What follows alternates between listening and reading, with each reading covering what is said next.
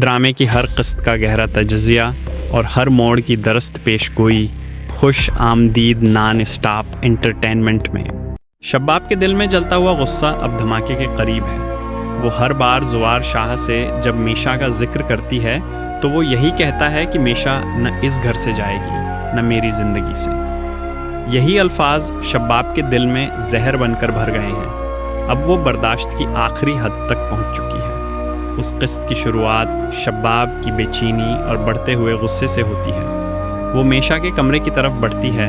اس کے چہرے پر صاف دکھائی دیتا ہے کہ وہ اب صرف باتوں سے کچھ حاصل نہیں کرے گی۔ شباب دھڑ دھڑ کرتے دروازے سے اندر داخل ہوتی ہے۔ بغیر کچھ کہے غصے میں آگ بگولا ہو کر میشا کو ایک زوردار تھپڑ رسید کرتی ہے جس کی گونج پورے گھر میں سنائی دیتی ہے۔ تھپڑ کے ساتھ میشا کا جملہ گونجتا ہے، اس تھپڑ کے بدلے ایسا تھپڑ ماروں گی کہ اس کی گونج پورے شہر میں سنائی دے۔ میشا اس تھپڑ کے بعد خاموش نہیں رہتی۔ وہ اب وہ میشا نہیں جو صرف خدمت گزار تھی۔ وہ اب زوار شاہ کی محبت، اس کے وعدوں اور اعتماد کے ساتھ طاقتور ہو چکی ہے۔ میشا شباب کو سیدھا دیکھتی ہے اور کہتی ہے، میں بغیر بدلہ لیے اس گھر سے نہیں جا رہی۔ جو تکلیف تم نے مجھے دی ہے اس کا حساب تمہیں دینا ہوگا۔ یہ مکالمہ ثابت کرتا ہے کہ اب جنگ صرف الفاظ کی نہیں، کرداروں کی خودی اور وقار کی جنگ ہے۔ ادھر زوار شاہ ایک طرف بیچ میں پسا ہوا نظر آتا ہے، ایک طرف شباب جو اس کی بیوی ہے اور دوسری طرف میشا جو اب اس کی زندگی میں مقام حاصل کر چکی ہے۔ زوار میشا سے وعدہ کر چکا ہے کہ وہ اس کے ساتھ شادی کرے گا، مگر شباب کی ضد اور خاندانی دباؤ اسے کمزور کر رہے ہیں۔ اس قسط میں ایک اور دھماکے خیز انکشاف ہوتا ہے۔ نہال جو زوار شاہ کی خدمت گزار رہی اب اس کی اولاد کی ماں بننے والی ہے۔ یہ خبر نہ صرف خاندان کو ہلا دیتی ہے بلکہ زوار شاہ کی بے وفائی کا ایک اور ثبوت بن جاتی ہے۔ نہال کی ماں اسے زوار شاہ کے گھر سے واپس لے جانے آتی ہے اور کہتی ہے اس کا کام ختم ہو چکا ہے، اب اسے اس گھر میں رہنے کی کوئی وجہ نہیں۔